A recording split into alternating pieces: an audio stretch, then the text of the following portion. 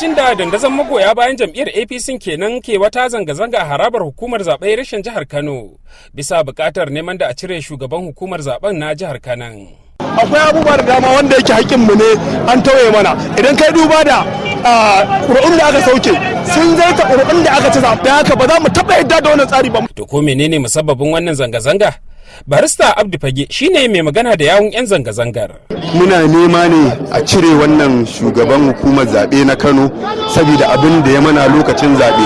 A cire shi da gaggawa a matsayin shugaban hukumar zaɓe na Kano. Sannan kuma a duba dama kamar yadda kuka sani a jiya mun yi press conference mun nema a yi duba da shi kanshi zaben yadda aka tattara ƙuri'un da kuma yadda aka sanar duba ga cewa akwai cancellation wato soke-soke da aka yi na kimanin 277.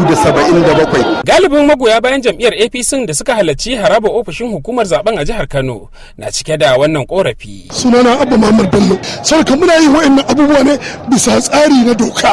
Ta yi kwanne ita ce kotun farko. Mu zo mu gabatar da korafin mu da damuwar mu ga hukumar da ya kamata.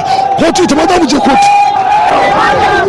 A ranar Talata ne dai aka rawaito dan takarar jam'iyyar a zaben gwamnan da ya gabata Dr. Nasiru Yusuf Gawuna na cewar hukumar zaɓe ta yi kuskuren ayyana Abba Kabir Yusuf na jam'iyyar NNPP a matsayin wanda ya lashe zaben, inda ya buƙaci hukumar da ta bayyana zaben a matsayin wanda bai kammala ba.